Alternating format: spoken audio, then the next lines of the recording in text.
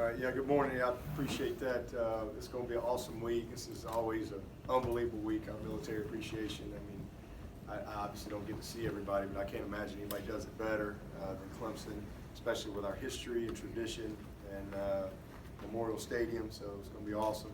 We've got a general coming in to speak to the team on Thursday, so look forward to that. Just always a great week, and it's hard to believe we only got 2 home games left. So special opportunities, and this is going to be another one this weekend. So appreciate our crowd last week. I thought it was amazing, especially with the prediction of the rain. And Danny Poole kept telling me it was 80% chance, and I said, well, that's 20% chance it ain't going to rain. Nobody ever talks about that, and so that counts too. So it ended up being a beautiful night in the Valley, and hopefully this will be another great weekend this weekend. But I look forward to playing Wofford. You know, Wofford is obviously a local school here, and be a fun day. Hopefully, I'm sure they'll bring a lot of fans as well. It'll be a fun day, and you know, we played one of these games every year in state. I think it's been really good for our state, and you know, it's an opportunity for both teams, and so we're excited about it. Looking at Wofford, not really excited about having to stop them. They do a great job, incredibly well coached, and you know, everybody thinks of Wofford and you just think of the option, and they are an option football team, but they have a unique way of getting to it. You know, they don't just line up and, you know, run the triple option. They're mostly in the shotgun, and lots of different personnel groupings, lots of formations, lots of misdirection. They don't always have a dive player, but somehow or another you get a little bit lulled to sleep, because sometimes they look like a spread team, but yet they get to their option principles, and with the Jets, and everything goes through those big backs, 21 and 11, and the quarterback. So basically they're a 3-back offense all the time, but they'll get in multiple personnel groups, whether it be 20 or 12 or 11 or whatever. You know, so just know what they're doing, and force you to be really disciplined, and you can't try to do too much. They don't throw the ball a lot, but you know, they can get some guys open on you in a heartbeat. But they force a lot of space plays, and they got some good guys that can make you miss in space. Both these backs are really good players. That little number 3 they got, he's just tiny, and but fast and quick. You know, finding him is not always the easiest thing. He's also their punt returner, averages 24 yards a punt return. So just a really, you know, dangerous guy. So just looking forward to it. And defensively, same thing. I mean, but if you look at them statistically, I think there's 125 FCS schools. So I always kind of like to see where they rank up nationally, you know, against their peers. And you know, they're 16th in scoring offense. They're 24th in scoring defense. They're the number 2 rushing offense in the country. They're the 13th rushing defense in the country. And they're 11th in the country in total offense and 11th in total defense. So this is a really good FCS team, and so that I know will be pumped up and excited to play Clemson. And for us, it's really just about, you know, playing well and continuing to build the momentum that we've had. I think after 8 games, we've had an excellent season, and you know, we really have played some good football, you know, all year long. And to be 8-0 at this point is where we wanted to go. We're kind of clicking into November now, and you know, that's what we call our championship phase, the opportunity to competing for our division. Obviously, we'll have a state championship, and if you can win your division, you get a chance to play for the ACC. And so that's really what we focus on. And whatever comes from the postseason comes. But you know, it's an exciting time. I'm proud of our team. I really am. Defensively, you know, this is the best we've been in a long time after 8 games. Not giving up many points, playing with great discipline, playing with a lot of effort. We've developed depth on this football team. We've developed good chemistry on this team. The leadership has been outstanding. And then offensively, we've never had a team. We've never had an offense that's averaged 250 plus rushing and passing, ever. You know, never. And I think us and Oklahoma are the only two offenses that are doing that. And again, you've got a lot of these games where these fourth quarters have gotten away, and we could easily skew the stats even more so than what they are. But we play a lot of guys. It's a part of developing our team, and so I'm just super proud of our staff and these players and what they've been able to accomplish to this point, because it's really hard to win football games and to be able to do what we've done on both sides of the ball. So we're in a good place as we head into November, but man, everybody's got to be a little bit better, and just a little bit better from everybody, us as coaches, every support person, because man, the air gets a little colder, gets a little thinner the higher you climb. Competition is tough, and guys get banged up, and you got to have the guts to press forward. And so I'm excited about seeing this team just continue to work. And we had a really good practice yesterday, and I know this is the team that doesn't necessarily match up well with us on paper, but as I always say, we don't play the game on paper. You play the game, and there's plenty of history of FCS teams beating FBS teams. So we just want to just continue developing our team and playing well, and that's our objective for this week. Coach, what do you remember about that 2011 game against Wofford? Getting booed coming off at halftime. I don't know, what was it, like 10-10 or maybe 10-7 or something? Maybe we were up by a field goal or something. Getting booed. Everybody telling Coach Morris to go back to high school. Heard that a few times. That's why I shouldn't hire a high school coach. Heard that a couple times. That's probably what I remember more than anything. Oh, I take that back. I remember them having the most open guy in college football history. That big tall kid, that white kid that caught that ball, he was so wide. I mean, he was so wide open. And he could have walked. He literally backpedaled to catch it, and then backpedaled to the end zone for 50 yards. He was so wide open. I do remember that. I probably should have got an ESPY that year for the most wide open wideout. They were tough, man. They were tough. That was a tough day. And they had a big old running back. I can't remember that kid's name. He was a great player. He was a sledgehammer, fullback, running back guy. That's about it. But we won. Remember that more than anything. We won. Played a little better in the second half. Taj Boyd. We were trying to figure out who kidnapped our quarterback. Chad was about to go crazy in the locker room. I don't know what happened. I don't know.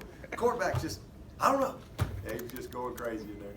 But Taj settled in, and we got it going there in the second half. They played us tough. I mean, that's the way it is. What was Alabama and Citadel last year, right? What were they, 10-10, 14 all?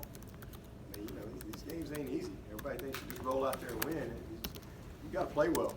And especially when you're playing these teams, their scheme kind of neutralizes you a little bit and is advantageous in some of the in games like this. So, yeah, a good challenge. And again, for us, we just want to go out and play clean football and continue to build momentum.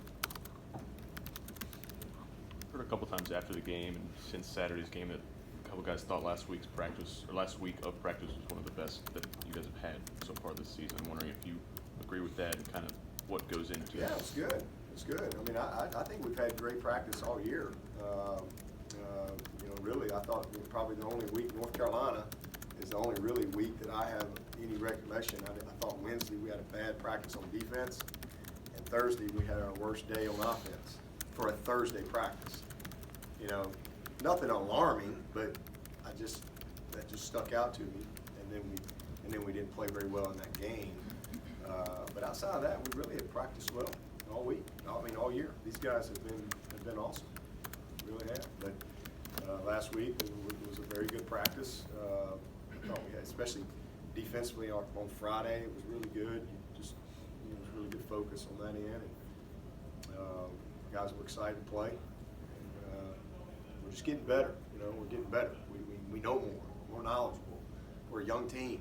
A lot of guys have developed over this, you know, from July 31st when we started to whatever it is now, there's just been a lot of development that has taken place in this team, and guys are kind of, some guys are kind of over the hump a little bit. How has Davis Allen performed these past 3 games with more snaps, and is he someone that's maybe close to gaining your trust in more situations? No, he's gained my trust. I mean, I play him in any situation. He's you know, took a while to get him healthy, and he missed all of camp basically. So mentally, he had to kind of catch up, and physically, he's an incredibly trustworthy guy. He's got good ball skills. He's a big, strong kid. He's fundamentally really sound, good technique. He had a couple key blocks this past week. Did a great job on our screens and space, covering guys up. He's physical, so he's just a really good football player. You know, he's an athlete. You know, he played defense. He played offense. Obviously, he was a pitcher. He's a good basketball player. His dad was a really good linebacker at Georgia. I mean, he's just got a lot of natural stuff that comes to the table with him. And but now that he's played and gotten some experience, he's just moving with more confidence in everything that he does. So really proud of him, and that's allowed us to kind of you know, hit the pause button on Jalen just a little bit. You know, because you know, it's just hard to get them all the type of reps that we want. Really, the guy that's kind of changed the plan is Price.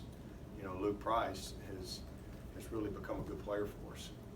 He does a lot of dirty work that maybe not show up on the stat sheet, but he's a good football player. He's tough, physical, he's incredibly strong, explosive power, so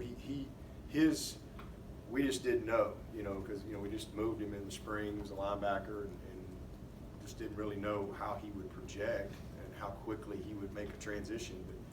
But I tell you, Luke has been a blessing for us, and worked hard this summer, had a great camp, and you know, so his emergence, JC's done a really nice job for us. I'm really proud of him, and then Luke coming on, and then with Davis coming back, and again Davis just functionally just a little ahead of Jalen, and Jalen has been great. Jalen has been right there. He's been incredibly improved and could easily play.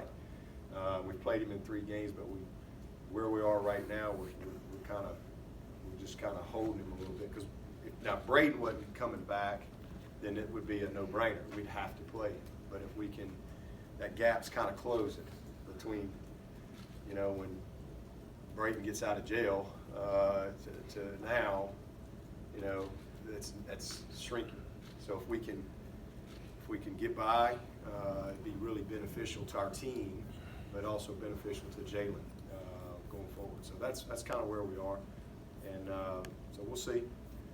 So we're trying to save that game for between now and December, and you know, be strategic in when we use that. He's a couple other guys that are kind of in that same situation that, you know, we're trying to be strategic with and see what happens. But you know, it's a good group, and Davis has allowed us that flexibility. I think Root got in on his 4th game Yeah. this week. Have you guys made a decision with him? Rook will play. You know, Rook will play as we go on through the season.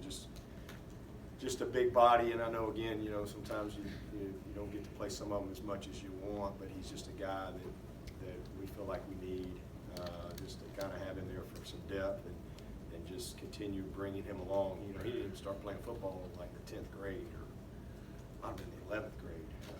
So he hadn't played a lot of football, so he's just learning every day. Naturally, he's got some really good gifts. He's just a big body. He's physical and disruptive. He's strong, but he's just still learning.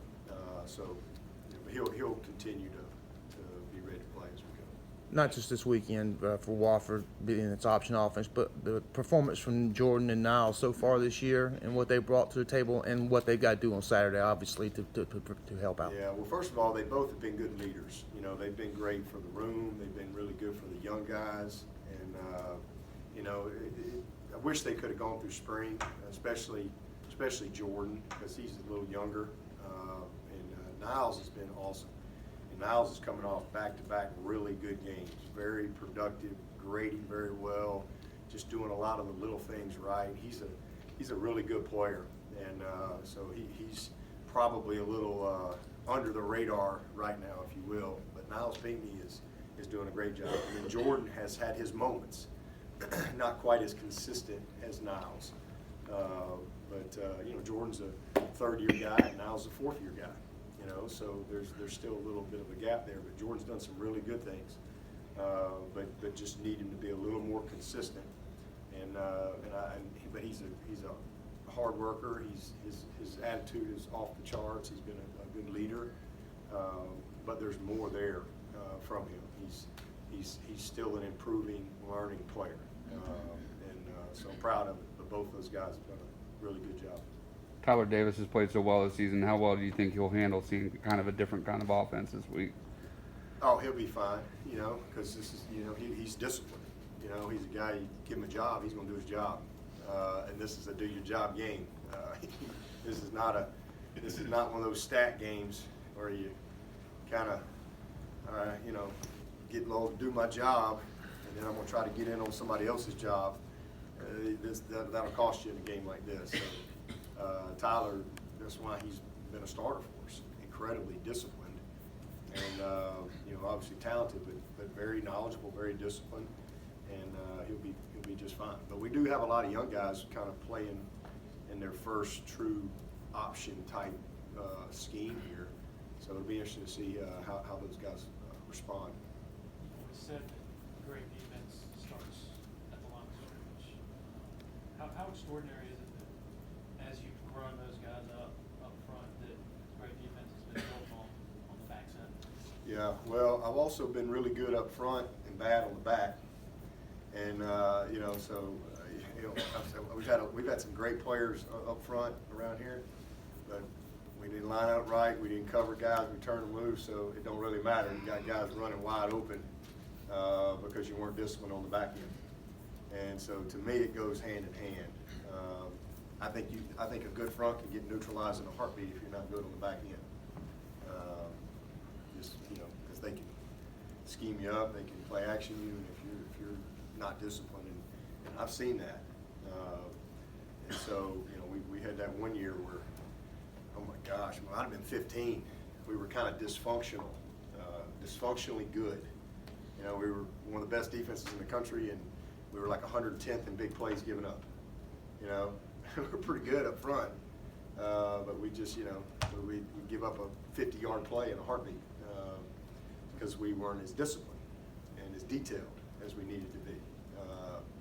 And so it definitely starts there because you can be great on the back end, but if you can't stop the run and do the things that you need to do in the trenches, then you're in for a long day because you can't cover guys forever when you play good people. So I think it goes hand in hand, but this particular year, it's been huge because those guys have really come through for us up front. I mean, they really have. And those 5 ends that have gotten the majority of the time have gotten better and better and better. They're improving. They all have their strengths. They all have things they got to get better at and will as they develop as players.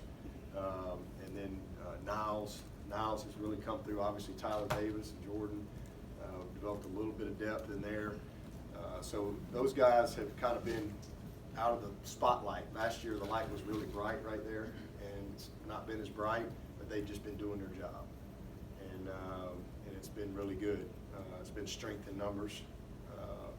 But the back end is kind of where the spotlight is.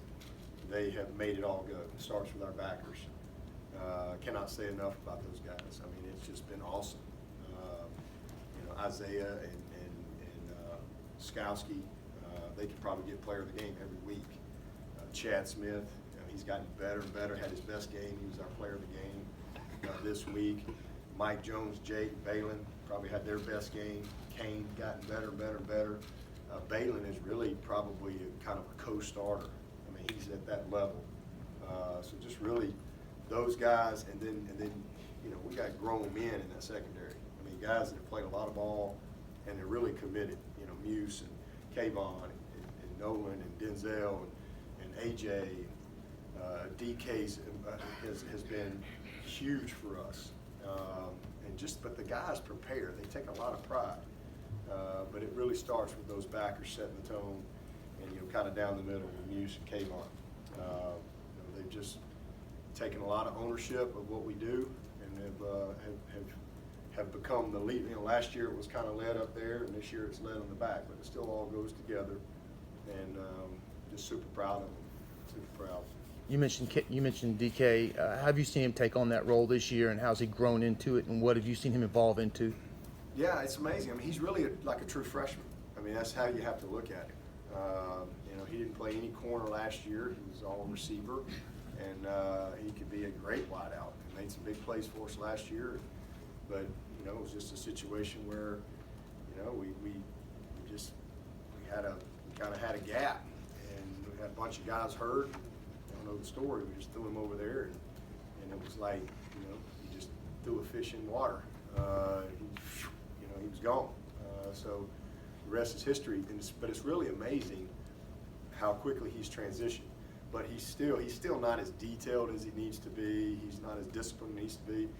But man, he is pretty amazing for a first-year guy. He's got an awesome skill set for the position. But the biggest thing is he's got a mindset. He's got the toughness. He's got the confidence. And just really proud of him. But he's come through in a big way. And then Mario has really developed into a really good player. And so, we kind of we've got probably those three guys we kind of look at as starters with their ability. And then, Sheridan and Booth and Lee Anthony, developing guys that have given us really quality depth there. What is Denzel's status, and do you expect Xavier Thomas to play on Saturday? Denzel, it wasn't his AC, just a kind of a bruised shoulder. So he's probably day to day. We'll see how he does today when we put the pads on. And same thing with Xavier. He looked pretty good last night. It was the first time that they really ran him. You get into these concussion protocols. Everybody responds differently. It's just not something that you just don't mess with. And he got rocked pretty good by John in practice in our inside drill, and it shook him. It was on like a Wednesday or something, so he was out that game, and then he just wasn't able to go last week. I mean, he just couldn't. You got to be up at practice, and you go out there and put the pads on, and he couldn't do it Tuesday and Wednesday. Not that he couldn't do it, he didn't qualify to do it. He probably could, and there's probably a day and time where he probably would have been out there doing it. It's just the game has changed. I mean, I got knocked out in Bryant-Denny one time, literally knocked out cold right in the temple on a dig route, and I woke up in the training room back at the football facility. I don't even remember anything. I was back in practice in about 2 or 3 days. Just a different deal. But we were pretty stupid then too. We just know more. We didn't wear seat belts back in the day either. I used to ride on the back of my dad's truck, 2-seater truck, lawn chair on the back. 80 miles an hour down the interstate. Everywhere we went, sitting in a lawn chair. I was pretty stupid too. But that's just kind of. So you just never know, and so it's just you have to qualify to get back into practice, and they're not going to let a guy play a game if you can't go out there and demonstrate that you can, do the physical part. And so he just couldn't pass the protocol last week in time to play, and then last night we were in shorts, and, so first time we've been with him because they're off on Sunday, so he ran and did what he needed to do. So today we'll see where he is. I don't know if he's going to be out there in green, and I don't know. How's he going to do? How's he going to respond? I have no idea, and really don't even ask. I just we'll meet in the morning, and Danny Poole will give us we go over injury report every morning, and he'll let us know the results of Tuesday, and we go from there. But I'm hopeful, but nothing guaranteed. What can you say about Justin Foster replacing him? Justin's been great. Justin has been tremendous. I mean, he's been productive. He's coming off really back-to-back games where I think he's really played well. He's been one of our leaders coming into the season. We knew he was going to have a good year. He did some good things for us last year as a sophomore. He's one of those guys that played as a true freshman, you know, but probably didn't play as much as you'd like, but we kind of had to have him, and you know, it's paying off for him this year. He's just a very steady guy, and his confidence has grown. He's playing faster. He's strong, heavy-handed. You know, he had to transition too. He was a linebacker, so learning a position. I'm really proud of Justin, and then Logan Rudolph. You know, I mean, you just can't have a more steady guy. You know, I mean, that game this past week, I mean, he was like a pig in mud. I mean, things crashing into each other every snap. I mean, that's Logan. You know, he's just built for that. And he just maximum effort all the time, does what he's supposed to do, and really proud of him. And then KJ, I thought really took another step this past week. Can't say enough about KJ. He's getting better. He's learning. He's going to be a great player. And then same thing with Maskell. Didn't grade as well as I'd like him to grade, but he's on the right track. And so it's a good group. And, you know, we get Xavier back in there, man. It's just makes us better. And so, you know, the fact that he's been out a couple games, that group's had to kind of really step up, and that's just, you know, thankfully nobody else has gotten hurt. But you know, when we get them all back healthy and everybody back in the pod there, we got a pretty productive group. Really pleased with them. Ski's done a great job with them. Coach, I know you rave about the game day environment here. I'm curious, when you get to that Saturday, how much time do you just take in to soak in the environment as you're trying to prepare your team to play their best? Oh, I soak it in every single time. I mean, we get 7 days. You know, ride by the stadium every day. It's empty most of the time, right? So we get 7 days, so it's awesome. I mean, the Tiger Walk is unbelievable. You know, just the intensity of that and the excitement, and you know, I just have a great appreciation for our fans. A lot of these folks travel from a long way in and out, and I love. That's why we come through campus. You know, we could easily just shoot down, hang left on perimeter, and come on down, but we go through campus. And, you know, because it's just, I like for our team to see the tailgates and to see the kids playing and see people. You know, it's just a blast. You know, our fans are awesome, and so I soak it in every single time. You know, coming into the game, passing Max, seeing cars lined up, and we have to get off to the other side, and the police team bring us in across. I mean, it's just people lined up in traffic and people walking. You know, we come up now, we get off up there because we're doing the road, so we're having to go up to 93. And there's people walking from down there by the Tiger Mart, you know, all the way, you know, and it's just awesome. You know, and then of course, just, you know, every time you come around the stadium, I mean, it's just amazing. It's an unbelievable experience every single time. So I try to soak it in all the time, and then get on about our business. From where Xavier was when the concussion first happened, you've seen him make steady progress, or how has he kind of reacted since? Yeah, I mean, well, I'm not on the field. You know, he's with Danny Poole and them, but yeah, he's made a lot. Yeah, he's made tons of progress. So you know, hopefully he'll be able to go this week. But, you know, if they decide to hold him another week, that's what they decide to do. We don't really have any say in that. What are some of the challenges of scheming for an option offense, especially when it's something that you're really only going to face maybe once or twice a year? Well, I think it's fun. I mean, that's what makes college football unique and really challenging because you see so much diversity, whether in the defensive structures that we play. Same thing on offense. You know, I think in the NFL it's much more cookie cutter. You know, it's just so much carryover and similarities from week to week. You know, and you only got whatever 32 teams or whatever they have, and now you got all these different teams, and it's just, you know, many different brands and styles of play. I think that's what makes it fun and challenging and unique. So it's good. But it's something that you try to prepare for, not just this week. You know, we do a lot of you know, pre-study in the springs, and especially when coaching changes and things get settled in, and studying maybe where some of the coaches came from and so forth, and then our summer scouting. So we try to have a little bit of a base, so you're not starting from ground zero. And then our support staff's always a week ahead of us to kind of get us up to speed on Sundays when we move on to the next team.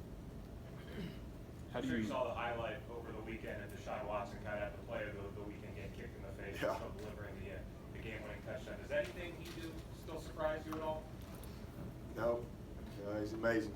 I mean, he's a guy you better get on the ground, you know, as he's going to make a play.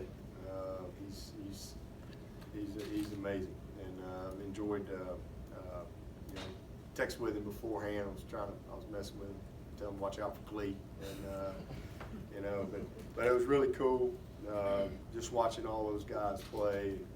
You know, it's really one of the most gratifying things is seeing your former players do well. Not just guys going to the NFL, but seeing some of our guys that come back. You know, I saw Giff Timothy yesterday. Giff came through here. You know, he lives out in Houston, and he was in town going up to Spartanburg with his job. And so I love seeing our former players, you know, just, you know, later on in life being successful. And it's certainly fun to see them continuing to play the game at the highest level and you know, see so many guys doing well. And that was a lot of guys. It was pretty cool. I think President Clements went out there for the game. And, you know, we had one of our staff, Maddie, she went out there and got some good pictures and some video. And so it was a pretty cool moment for all those guys. And then, of course, Renfro, you know, gets his first touchdown. That was awesome to see that, and especially with he and Deshaun, you know, playing against each other. So a lot of good memories. I'm sure those guys had a fun time, you know, chit-chatting, and you know, that's pretty cool because, you know, they're obviously opponents now, and you know, but they always will have that bond. You know, and even some of the guys that didn't play with each other, you know, a guy like Reeder, he didn't play with Trayvon. So, you know, but they all know each other. That's a pretty unique thing about sports in general, but certainly Clemson. You said you're going to have a general come in and speak to the team. How do you see the players and maybe some of the newer guys kind of embrace the whole military appreciation? Well, I actually asked yesterday at our team meeting, I asked how many of these guys have family in the military, and it was like probably half the room, you know, went up. So pretty easy. You know, we wear that, and they get fired up to wear the purple. You know, that's the only time I let them wear that. And, that's been a tradition for us, and so that'll be a really cool thing. But they love it. I mean, again, it's the new guys coming in here. They'll figure it all out as we go through this week. But the guys that have been around here, they have a really great appreciation, and so everybody's got to figure out who's going to run the flag down. So I kind of let them take ownership of that. You know, we got a lot of, you know, Chad Smith's dad's been he's at the Pentagon now. He's been in the military forever. Justin Ross's mom, Putnam's dad, I think he's a lieutenant. So I mean, we've got lots of military on this team, and so somebody will run the flag down for us. Last year was Daniel Boyd, who's one of our grad assistants, and you know he's served in 2 or 3 different tours over there. So we'll see who they want to run down with it this time. So, Coach, yesterday some of the players mentioned Logan Rudolph as being quite the character in the locker room, and also some video presentations he's been putting out for those guys to enjoy. Can you kind of expand on his personality a little bit? Yeah, he is dry. He's very dry, but hilarious. I mean, literally hilarious. He just has this very serious demeanor to him all the time. He's very much about his business, and but he is absolutely hysterical because he's creative. You know, y'all probably remember his commitment video when he's out there chopping a tree in jorts, and so we have some fun. You know, we come in in fact, he made the screen yesterday. Every Monday we do a kind of a fun video to kick off our Mondays. And he made the video yesterday, and then of course he has an alter ego called Coach Stiff, you know. So the past few games we've been calling Coach Stiff up to address the team in post game, and that's been a lot of fun, you know, call him up and it'll be like, Well, man, when in Rome, do as the Romans do.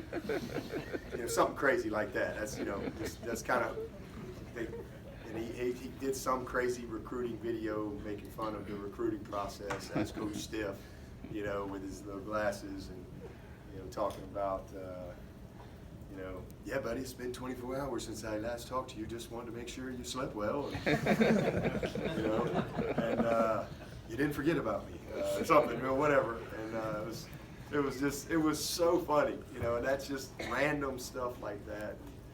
And so the guys, they get a kick out of Logan. He's a ball of intensity. You just don't see that coming from him, but he's got this whole other side where he just is so funny.